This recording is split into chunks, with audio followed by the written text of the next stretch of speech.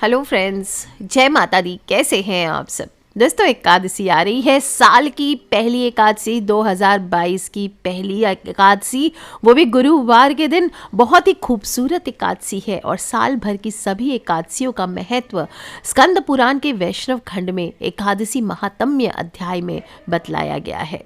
एकादशी पर विष्णु भगवान के लिए व्रत किया जाता है, विशेष पूजन किया जाता है और जब पौष माह के शुक्ल पक्ष की 11 आती है तो इसके उपलक्ष्य में पौष पुत्रदा एकादशी मनाई जाती है।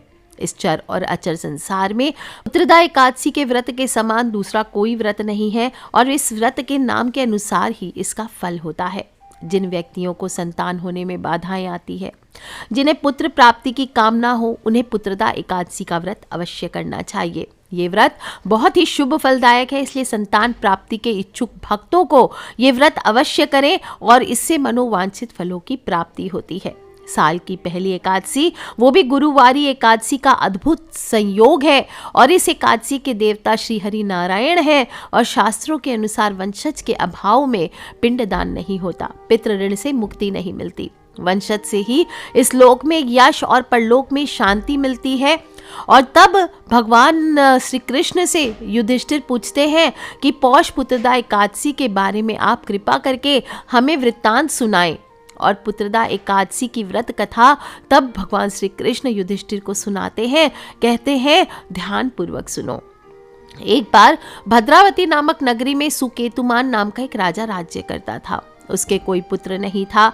उसकी स्त्री का नाम शैव्या था। वह निपुती होने के कारण सदैव चिंतित रहा करती थी। राजा के पितर भी रो रो कर पिंड लिया करते थे। सोचा करते थे कि इसके बाद हमें कौन पिंड देगा। राजा को भाई, बांधव, धन, हाथी, घोड़े, राज्य और मंत्री, इन सब में से किसी से भी संतोष नहीं होता था। वह सदैव यही विचार करता था कि मेरे मरने के बाद मुझको पिंडदान कौन करेगा। बिना पुत्र के पितरों और देवताओं का ऋण मैं कैसे चुका पाऊंगा। जिस घर में पुत्र ना हो उस घर में सदैव अंधेरा रहता है, इसलिए पुत्र उत्पत्ति के लिए प्रयत्न करना चाहिए। जिस मनुष्य ने पुत्र का मुख देखा है वह धन्य है। उसको इस लोक में यश और परलोक में शांति मिलती है, अर्थात उसके दोनों लोक सुधर जाते हैं। पूर्व जन्म के कर्म से ही इस जन्म में पुत्र, धन आदि प्राप्त होते हैं और राजा इसी प्रकार दिन रात चिंता में लगा रहता था। और एक समय तो राजा ने अपने शरीर को त्याग करने का निश्चय कर लिया, परंतु आत्मघात को महान पाप समझकर उसने ऐसा नहीं किया। एक दिन राजा ऐसा ही विचार करता हुआ अपने घोड़े पर चढ़कर वन को चल दिया तथा पक्षियों और वृक्षों को देखने लगा। उसने देखा कि वन में मृग हो, व्याघ्र हो, सुअर हो, सिंह हो, बंदर हो, सर्प हो, सभी भ्रमण कर रहे हैं। हाथी अपने बच्चों और हथनियों के बीच घूम रहा है। उस वन में कहीं गीदड़ अपने कर्कश स्वर में बोल रहे हैं, कहीं उल्लू ध्वनि कर रहे हैं। वन के इन दृश्यों को देखकर राजा सोच विचार में लग गया। इसी प्रकार आधा दिन बीत गया। वह सोचने लगा, मैंने कितने यज्ञ किए, ब्राह्मणों को स्वादिष्ट भोजन से तृप्त किया, फिर भी मुझको ये दुख क्यों प्राप्त हुआ। राजा प्यास के मारे अत्यंत दुखी होकर और पानी की तलाश में इधर उधर फिरने लगा। थोड़ी दूर पर राजा ने एक सरोवर देखा और उस सरोवर में कमल खिले थे तथा सारस, हंस, मगरमच्छ आदि विहार कर रहे थे। उस सरोवर के चारों तरफ मुनियों के आश्रम बने हुए थे। उसी समय राजा के दाहिने अंग फड़कना शुरू हो गए। राजा इसे शुभ शकुन समझकर घोड़े से उतरकर मुनियों को दंडवत प्रणाम करने बैठ गया और राजा को देखकर मुनियों ने कहा, हे राजन, हम तुमसे अत्यंत ही प्रसन्न हैं, तुम्हारी क्या इच्छा है सो कहो। और राजा ने पूछा, महाराज आप कौन हैं और किस लिए यहाँ आए हैं, कृपा करके बतलाइए। मुनि कहने लगे, हे राजन, आज संतान देने वाली पुत्रदा एकादशी है। हम लोग विश्वदेव हैं और इस सरोवर में स्नान करने के लिए आए हैं। यह सुनकर राजा कहने लगा, महाराज मेरे कोई संतान नहीं है। यदि आप मुझ पर प्रसन्न हो तो एक पुत्र का वरदान कीजिए। मुनि बोले, हे राजन, आज पुत्रदा एकादशी है, आप अवश्य ही इसका व्रत करें और भगवान की कृपा से अवश्य ही आपके घर में पुत्र होगा। मुनि के वचनों को सुनकर राजा ने उस दिन एकादशी का व्रत किया और द्वादशी को उसका पारण किया। इसके पश्चात मुनियों को प्रणाम करके महल में वापस आ गया। कुछ समय बीतने के बाद रानी ने गर्भ धारण किया और 9 महीने के पश्चात उनको पुत्र हुआ। वह राजकुमार अत्यंत ही शूरवीर, यशस्वी, प्रजापालक हुआ। जो भी मनुष्य इस महात्म्य को पढ़ता है, सुनता है, उसे अंत में स्वर्ग की प्राप्ति होती है। श्री कृष्ण भगवान कहते हैं युधिष्ठिर से, हे राजन, पुत्र की प्राप्ति के लिए सदा पुत्रदा एकादशी का व्रत सभी को करना चाहिए। इस एकादशी के विधिवत पूजन, व्रत और उपाय से संतान विद्वान बनती है, घर में लक्ष्मी का वास होता है और संतान संबंधित सारे कष्ट दूर हो जाते हैं। और जब गुरुवार की एकादशी है तो पुत्रदा एकादशी के दिन लड्डू गोपाल के साथ साथ आपको गुरु ग्रह की भी पूजा जरूर करनी चाहिए। एकादशी तिथि का प्रारंभ 12 जनवरी को दोपहर को 12:49 पर हो जाएगा और एकादशी तिथि की समाप्ति 13 जनवरी को शाम को 7:32 तक रहने वाली है। जो लोग भी पुत्रदा एकादशी के व्रत का पारण करेंगे वो 14 जनवरी को करेंगे, यानी मकर संक्रांति के दिन, और शुक्रवार का दिन है वो प्रातः 7:15 पर पारण करना है। 9:21 तक आप पारण कर सकते हैं। द्वादशी तिथि समाप्त होने का समय है 14 जनवरी को रात को 10:19 तक। दोस्तों, जो भी भक्त एकादशी का व्रत करते हैं उनका नियमों का पालन उनको दशमी तिथि से ही करना चाहिए। दशमी के दिन आप अगर हो सके तो एक वक्त ही भोजन करें और सूर्यास्त के बाद हो सके तो भोजन ग्रहण ना करें, और करते भी है तो हल्का सात्विक भोजन आपको करना चाहिए। और रात्रि में भगवान विष्णु का ध्यान करते हुए ओम नमो नारायणाय ऐसा बोलते हुए ब्रह्मचर्य का पालन करते हुए आपको सोना चाहिए।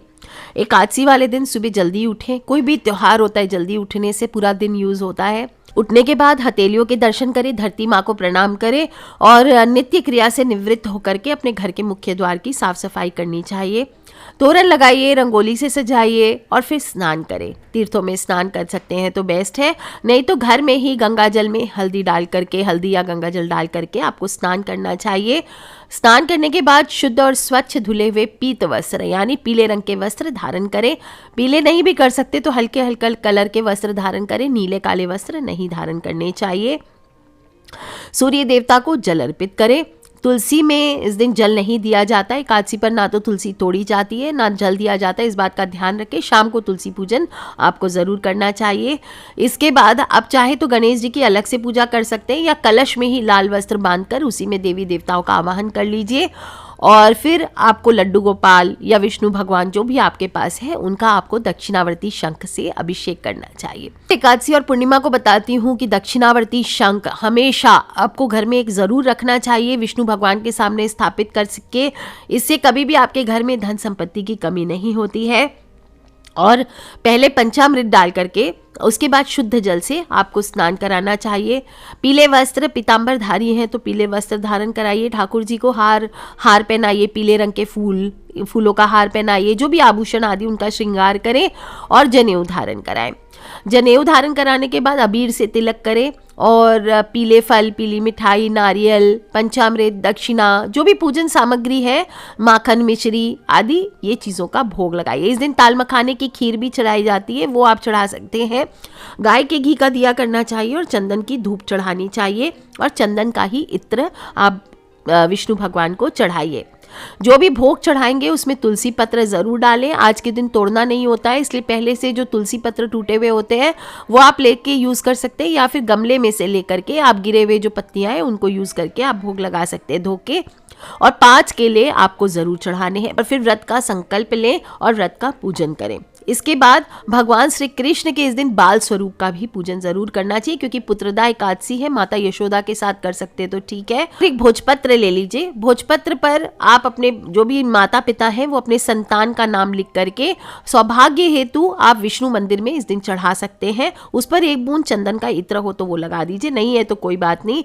और इस दिन फिर आपके पास गोमती चक्र हो, हत्ता जोड़ी, जो भी लक्ष्मी कारक वस्तुएं होती है जो होली दिवाली आप लेकर के आते हैं, श्री यंत्र हुआ, कस्तूरी हुआ, पीली लक्ष्मी कौड़ियाँ हुआ, इनका भी पूजन आपको जरूर करना चाहिए। घर में लक्ष्मी के वास हेतु नारायण पर लक्ष्मी कौड़ी यानी कि पीली लक्ष्मी कौड़ियाँ चढ़ा करके तिजोरी में रखना चाहिए। इसके बाद लक्ष्मी कौड़ियाँ आप इस पे सिंदूर चढ़ा करके अपनी तिजोरी में रखें।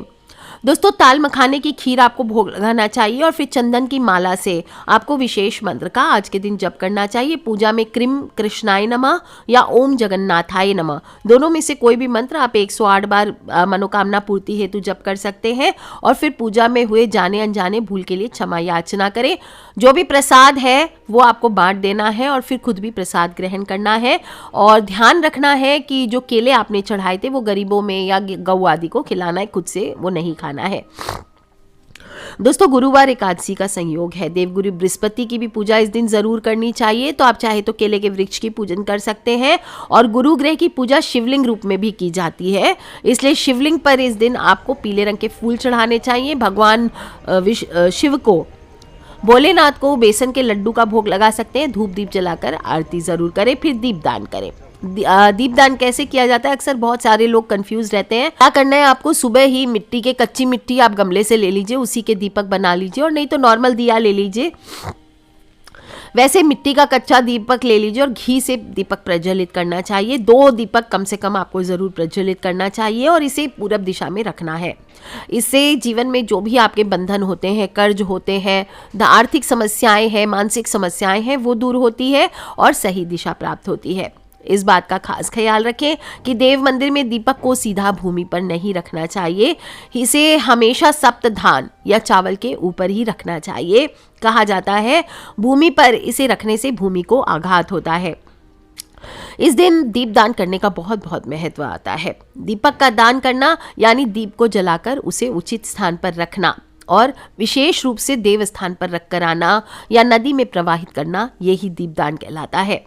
प्रभु के समक्ष निवेदन प्रकट करने का सबसे धार्मिक तरीका माना गया है। आप चाहे तो मिट्टी के दिए में तेल डाल करके उसे मंदिर में ले जाकर प्रज्वलित करके वहां रख सकते हैं। मंदिर कोई भी हो सकता है जो आपके इष्ट हो, और दीपों की संख्या और बत्तियों का समय अनुसार और मनोकामना अनुसार तय होना चाहिए। वो आप लिख के पूछ सकते हैं कि आपकी पर्टिकुलर मनोकामना के लिए आपको कितनी बाती का दिया जलाना चाहिए। पहला दीपदान हमेशा देव मंदिर में करना चाहिए। आप चाहे तो अपने घर के मंदिर में करें, विद्वान ब्राह्मण के घर पे किया जा सकता है दीपदान। इसके अलावा नदी के किनारे आटे के छोटे छोटे दिए बनाकर उसमें थोड़ा थोड़ा सा तेल डालकर और पतली सी रुई की बाती जलाकर उसे पीपल या बड़ के पत्ते पर रखकर नदियों में प्रवाहित किया जाता है। दीपदान करने से मनुष्य को अकाल मृत्यु का भय नहीं सताता। मृतकों की सद्गति के लिए, अपने पितृ की शांति के लिए दीपदान करना बहुत ही शुभ माना गया है। इसके अलावा भी देवी लक्ष्मी, भगवान विष्णु, इनकी कृपा पाने के लिए दीपदान किया जाता है। यमराज हो, शनि देव हो, राहु केतु हो, इनके बुरे प्रभाव से बचने के लिए भी दीपदान किया जाता है। अपने प्रेम संबंध को सही करने के लिए, दाम्पत्य जीवन में मधुरता के लिए, किसी भी प्रकार के रिश्ते हों या शत्रुता हो, इसको समाप्त करने के लिए मिट्टी के इस दिन 5 दिया आपको लेने चाहिए और उनको दूध से धोकर उसमें देसी घी से दिया आपको प्रज्वलित करना चाहिए। और माँ पार्वती और भगवान शिव का ध्यान कर अपनी मनोकामना हेतु प्रार्थना करें। दिया कैसे रखा जाएगा? पहले 2, उसके पीछे 3 रखा जाएगा और ये दिया आपको ईशान कोण में जलाना चाहिए। कोई भी बीमार हो, रोग हो, अच्छे स्वास्थ्य हेतु, जीवन में किसी प्रकार की अड़चने आ रही हो, प्रगति रुक गई हो, ऐसी स्थिति में आपको पीली मिट्टी का दिया इस दिन दीपदान करना चाहिए। तिल के तेल से दिया प्रज्वलित करें और 5 की संख्या में दीपक होना चाहिए। 1 चौमुखा दीपक और 4 नॉर्मल दीपक। चौमुखा दिया बीच में रहेगा, 2 दिए आगे और 2 दिए पीछे रहेंगे और अपनी मनोकामना के लिए भगवान विष्णु से प्रार्थना करके इस दिन दीपदान करना चाहिए। आपकी मनोकामना अवश्य पूर्ण होगी। दूसरा दीपक, किसी भी कार्य में आपका अगर भाग्य साथ नहीं दे रहा, रिश्तों में समस्या आती रहती है, कोई ना कोई आपके ऊपर लांछन लगते रहता है, वंश वृद्धि नहीं हो पाती है, ऐसी स्थिति में दीपक जलाने से आपकी समस्त अड़चनें दूर हो जाएगी। 1 दीपक आप दक्षिण दिशा में अपने पितृ के नाम का जलाएं। और संध्या में जब माँ भगवती लक्ष्मी की पूजा करेंगे तो जैसे दिवाली होती है वैसे ही उनके सामने 16 दीपक आप प्रज्वलित कर सकते हैं और 1 चौमुखा दिया रहेगा और दीपक प्रज्वलित करने की दिशा उत्तर पूरब और पूरब रहेगी। दीपक गाय के घी का होना चाहिए।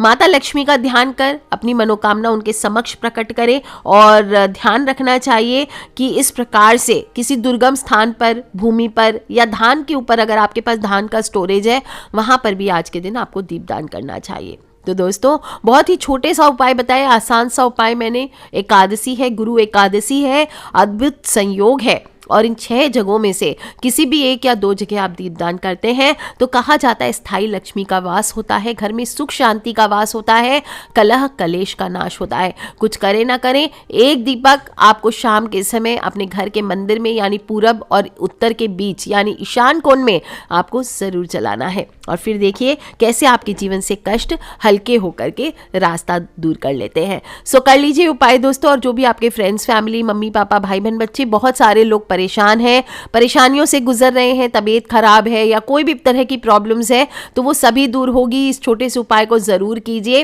कुछ करें ना करें, इस दिन जो मैंने आपको कथा सुनाई है वीडियो के बिगनिंग में, वो आप सभी से शेयर ज़रूर करें। कम से कम इससे ही बहुत सारे पुण्यों की प्राप्ति होती है। सो कर लीजिए उपाय दोस्तों, खिलखिलाते रहे, मुस्कुराते रहे। Take care friends, love you all. जय माता दी, बम बम भोलेनाथ की जय, विष्णु भगवान की जय, लक्ष्मी मैया की।